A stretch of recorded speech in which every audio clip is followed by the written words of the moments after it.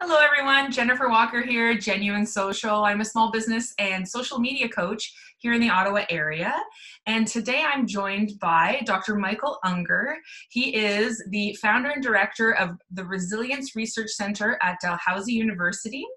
And he's the author of the book, Change Your World, The Science of Resilience and the Truth Path to Success. Hello. Nice to join you, Jennifer. Yes. Thanks for the invitation. Thank you so much for joining me. And isn't it great that we can do all this online? Yes. The world has changed, and maybe in some ways for the better. Yeah, absolutely. Not to minimize the toll that this is taking on families and individuals, and certainly small businesses.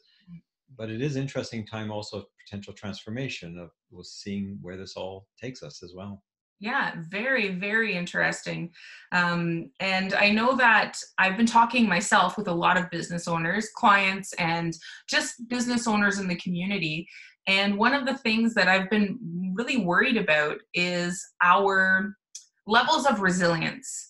So how we're handling things. Can you speak to a little bit about what resilience means? Yeah. I know for most people, if you use the phrase resilience, they'll say, oh, it's my capacity to bounce back. And while that's a little bit accurate, it's actually not what the science shows. What we actually know is that resilience is also that ability for us to find the resources that we need around us and for us to be able to sort of use those resources. In other words, it's about us navigating to what we need to support ourselves and negotiating so we get what we need in ways that make sense to us. So a resilient person is actually one who's able to find around them the supports they need to survive through a crisis, and then to be able to use those resources to trigger and become their best and boldest self. But this idea that I only do that, like just thinking myself into a positive situation, doesn't necessarily concur with what the science says. The science is much more about a dynamic process. Me and my environment can trigger my best self, or when I'm trying to elevate my mood or cope with a crisis, I need to be able to go out into the world and find things that are actually going to help me in ways that make sense to me. Mm-hmm. I really like that too. I find, I read some of your book. I wasn't able to get through the whole thing before our interview, but I really liked one of the things that you pointed out was resourced over rugged. Yeah, and there's these two concepts, and I really wanted to kind of give people this difference. It's really important that we are rugged. We have grit, we have perseverance, we have meaning in our lives. These are all sort of individual stuff up in here in our head and our hearts that carry us through a crisis. But what we actually know is as you go into a crisis time, like we're experiencing now, you also need to be well resourced. So, if I have an accommodating, if I have an accommodating boss that adapts my workplace so that I can still function safely and still have meaning drawn from my workplace and everything else, then I'm going to thrive through this period. As opposed to, imagine you're in a position where no, we're not adaptable. We're not going to let you work at home. We're not going to let you do anything differently. We're not going to provide you PPE. We're not, if you're in that kind of environment, then to say, well, all you have to do is have a positive mindset, show some grit. It's like, no, my paycheck evaporated. I am unqualified for whatever I'm supposed to be doing next. My mortgage is due. My rent is due. I mean, how can we simply say that it's about you having grit? That seems like so mean to say those kinds of things. As opposed to saying, wait. Of course you have to show some grit. But it's a dynamic between me showing some capacity and my environment in very specific ways. And I do talk in Change Your World. I go through, I want to make this kind of concrete because it's about navigating, negotiating. But there are some things that our environments can do for us that are better than others, make it even easier for us to survive any kind of crisis. And that's what the research really talks about. Mm-hmm. And I feel like you used an example at one point in the book about how, Cinderella, what is the true story behind Cinderella? And it's not like, wow, she was so great. It's really one of those like, well, anyone would do better with a fairy godmother. And that's what we always forget. Cinderella I love the story, but it also just drives me nuts the way it's often presented, because it's kind of like, yeah, we always focus on her. She's good of heart. She's very kind. She has these butterfly or birdies that are her friends or whatever. And and I keep going, but if you, the kids, I'm a clinical therapist, I'm a family therapist, and I would guarantee you that if you take the fairy godmother out of that story, you end up with a kid who's abused, neglected in an awful, toxic environment of social stress and everything else. And she doesn't end up in the palace because nobody turns a pumpkin into a golden carriage. Mm. She ends up behind the palace, and her survival strategies are not that pretty. They tend to just, drugs and being trafficked into the sex trade and a whole lot of other really nasty things that homeless youth end up in Yeah. because they need to survive. If we can think of ourselves, and if I might, small business owners, they are fairy godmothers, fairy godfathers, if you prefer, in the sense that they create environments that maximize people's potential. Mm-hmm. And if you want someone to be the next Meghan Markle, who kind of came, it was kind of like a princess, and Yeah. she is a princess, and she came out of kind of dire background. I mean, if you want someone to rise above, you're going to also need to inspire them, and you need really enriched environments. And the more you play that role as fairy godmother, fairy godfather, the more likely your employees are also going to sort of thrive. Mm-hmm. Excellent. Yeah, I totally agree with that. I never thought of a small business owner as a fairy godmother or fairy godfather, but I think I'm going to now. I really But like that. now we just need the magic wands, right? Yes. Well, my husband's a magician. We can work on that. I like it. So in terms of COVID-19 specifically, I actually heard this really great interview with General Romeo Dallaire, and he was talking about how it's not just you're being asked to stay at home. It's not just that there's a change to your routine.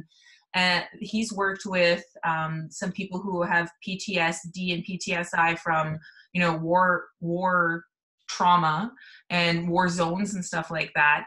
And he said, while most of these people are doing well because they've created these coping mechanisms, well being relative terms in terms of COVID, a lot of Canadians, we don't have these coping mechanisms because we've never had what he called an enemy on our soil.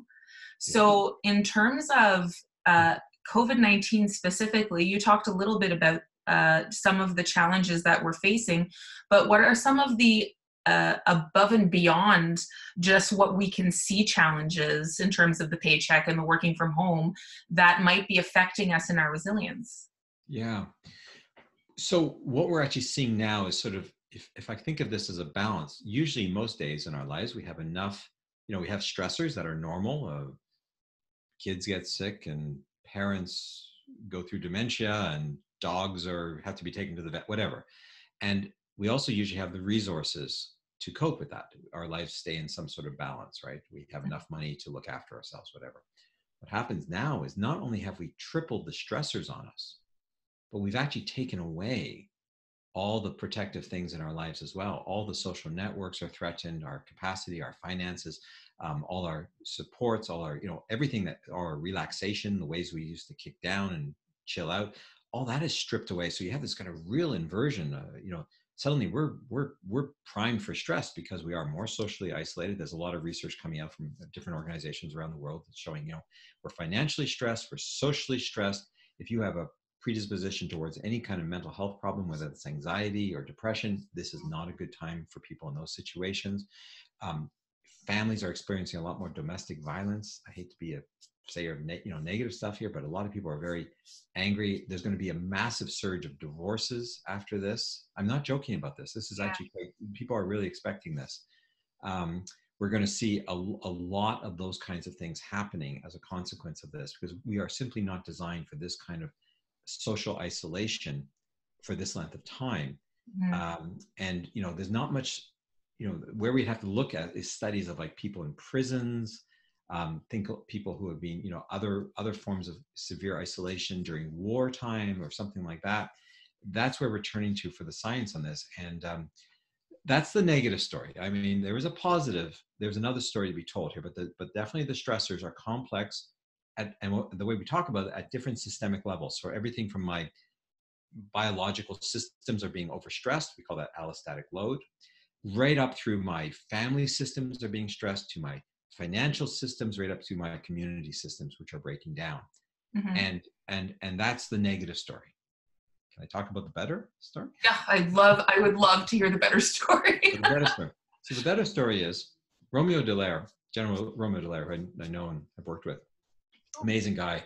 And he's right, is that there is something also about a stealing effect, of STEEL Mm-hmm. effect, when we're confronted by risks and we sort of step up. So what I have seen is us breaking through some barriers as people that I think we were just kind of like calcified on. Oh, you can't do that. Well, suddenly we're, oh my gosh, we can actually educate children online. We can actually do things. More people can work at home. We could decongest our highways as a result of this. We could actually sort of make some breakthroughs here and show some flexibility. The other thing I think a lot of people are going to get through this situation is, a lot of people are getting through this because we find meaning. If we find meaning in staying isolated, people can carry through for much longer. So if you see this as simply, this is just an imposition on me, and my whole brain is going, oh, it's everything's going wrong, and it's I'm catastrophizing, versus thinking about it as, okay, I understand that I'm not really social isolating for myself. I'm isolating for my grandparents. Mm-hmm. Because if this comes into the house, if we don't sort of pull this back, we will lose an entire generation of elderly people. They won't be there, not for our grandchildren, and they certainly won't be, we will lose hundreds of thousands of people, anybody with a chronic condition and asthma, we will lose hundreds of thousands of people. And that's not a price, I think. So if we begin to have a mission statement or a meaning statement that says this, I'm doing this as part of a bigger global good, we know from people, say, who've gone through war, that will allow people to endure far more stress than if it's just an individual decision. The only reason I'm doing this is because I have to, I want to get back to work, sort of thing. So that's certain thing. And we know that in terms of, if I can stay a little bit focused on individual, mm-hmm. Those things are cued from our environment. So the more the message from us around us are, we're doing this for the greater good, sort of that Churchill, like, we're in this together, the mm-hmm. more likely we are to be able to withstand deprivations. And that's kind of cool to know. So it's both my thinking in an environment that reinforces that thinking. Mm-hmm. And that seems to be the magic of this. But there are also lots of other things. We're showing flexibility. We're growing in our ability to cope. And people are adapting. The other day, my neighbor had his 52nd birthday. He couldn't have a party. So what we did was we lined up 30 vehicles down the road, up the road a little ways. And at a certain time, his wife brought him up to the front of his driveway. He sat him in a chair, put a goofy hat on him, had a drink in one hand, and 30 cars drove by, honking horns, posters, happy birthday, Rick, teasing him, jokes. We all stayed nicely social distance. And he had probably, to tell you the truth, he probably had a better party than he would have had in his house. Yeah, for sure. And it's that kind of thinking about that we're in this together, but we need to do things like keep our spirits up. I'm amazed by the cohesion that I'm watching some communities find to create through online Facebook pages, through networking. People are doing whatever they can to support each other, and maybe that's actually making us into better people that might linger after this whole thing is over. Yeah, I totally agree. I think that's great. So those are some of the coping mechanisms, finding the meaning and finding community and cohesion. And that's one of the things that I have been trying to stress to, that's maybe not the best word, trying to send out to my, trying to create within my own community and the small business communities that surround me is that sense of cohesion, bringing people together, that we're in this together, and that reaching out for help is a really great thing, and being there for others. So it's like this exchange. So I really like that push towards cohesion in this time, towards community. So those are some of the coping mechanisms, finding meaning, creating that sense of community more, that sense of cohesion. Are there any other sort of small tips on how else we could cope? Well, I'm conscious of, your work, Jennifer, is with small business owners, right? Is about people who are right on the front lines of that. So I've been really inspired by a few things I'm seeing which fit into a resilience frame of mind. Mm-hmm. So one of them is, indeed, I'm watching, there's a local radio station where I am, and they feature at no cost a small business every day on the radio.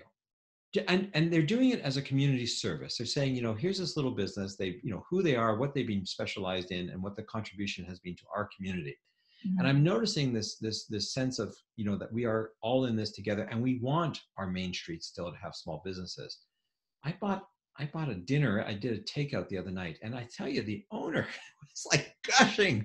Oh my God, thank you for coming into my business. Thank you for buying my food. I'm like, it's okay. It's okay. It's like, it's really good food. I always like your food. But it was like, we were in that zone, right? And then he threw in a couple extra baklava. I was like, whatever. It was very cool. But I think there is this kind of mutual appreciation that we need these businesses in our communities. We value them. And so I'm seeing us understand the value. Well, it was a theory before. Oh yeah, well, we can have big box stores on the outside of communities and maybe we not really care. Suddenly we're going, hang on a minute, we actually do like what we have here. So I see that sense of that, but I also see on the businesses part of you. So that's the community cueing the businesses you're valued, which is really important. Again, keeping people going through stressful periods. We know that that's really important, that other people acknowledge us for the suffering we're going through. The second part of it is people themselves looking around and exploiting opportunities. I love the fact, one of my best examples has been that distilleries, we have a whole bunch of micro distilleries here in Nova Scotia that do everything from vodka to gin to, rum, obviously. We have a lot of beer ones here. And they have retooled to make hand sanitizer. Yeah, us too. And I love that example of the innovation and the entrepreneurship being shown of that kind of, matching to a, now I know it's still devastating their bottom line. Absolutely. So I don't want the conversation to be, oh my God, who is this guy? He's like Pollyannish. It's not like, come on, this is suffering. But at the same time, we can't actually change the disease. I mean, unfortunately, we can't really change this situation. We have to work through it. So when you see that kind of flexibility, when you see that sense of turning to your community, building relationships, trying to, reach out, ask for help if you possibly can. And certainly, there's a big emphasis now on mental health, that if you're feeling ultra stressed, there are helplines, there are counselors available. Reach out for those supports. This is an unusually stressful time, and most people will experience it that way. Mm-hmm. But again, it's just our resilience is going to depend on the resilience of also our communities, and dare I say, even our medical systems and our governments, to provide us some of the supports we need through an atypical crisis. So, I think about things like, reach out for help, maintain relationships. Also, if I could it's kind of weird, but think about your identity. A lot of people are so tied up in the identity that they have when they're at their business place. If you're just sitting at home for like months or weeks or whatever, you still need to construct another way of being known. Mm-hmm. You can't just simply sit at home going, well, I'm no longer that business owner, I'm nothing. In the absence of something, we need to create the other identity, and that we have to perform it and then let people sort of acknowledge us for it. So maybe you're a great dad, and maybe that's not a part of your identity that you'd spend a lot of time focusing on if you had a small restaurant that you've been working 12, 14-hour days at.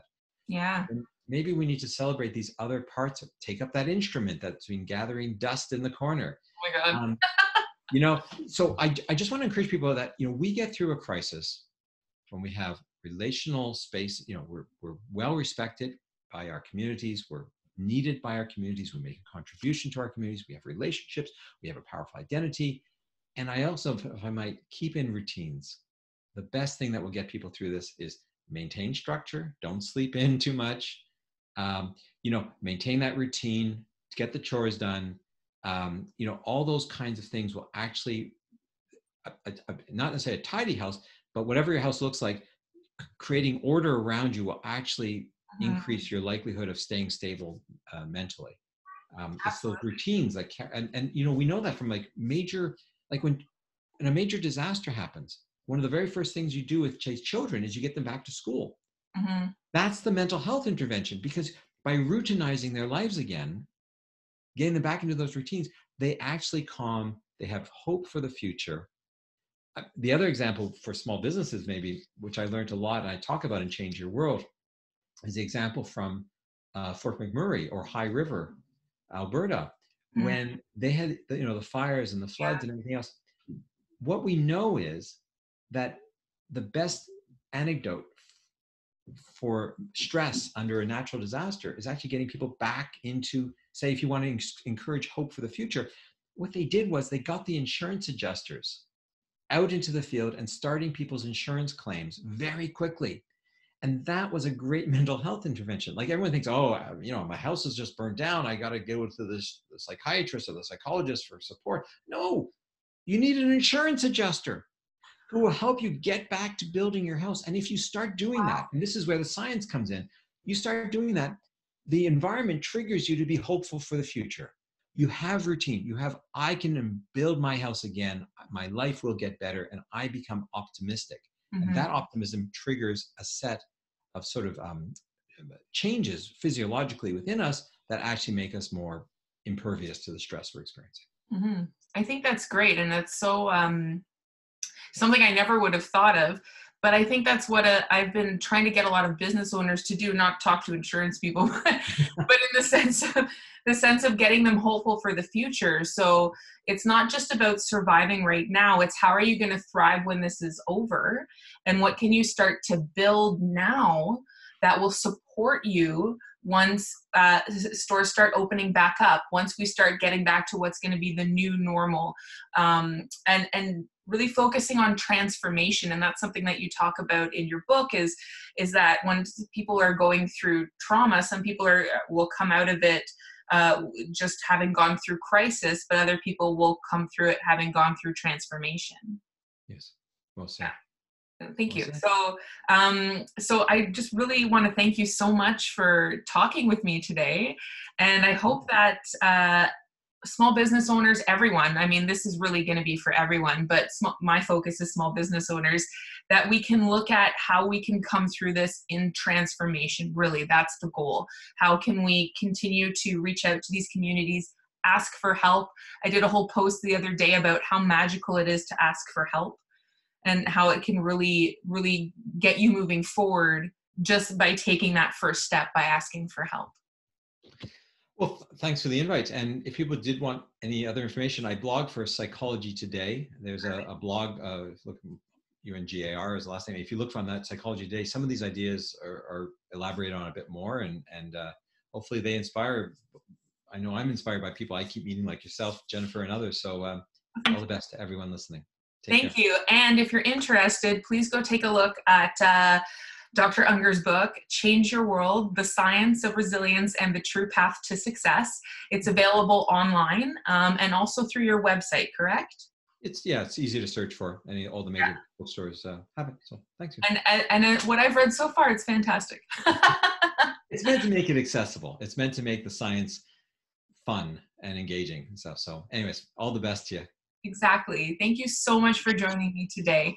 And so I'm Jennifer Walker, Genuine Social, and I'll be putting all the information to connect with Dr. Ungar and myself with this video. So hopefully you reach out.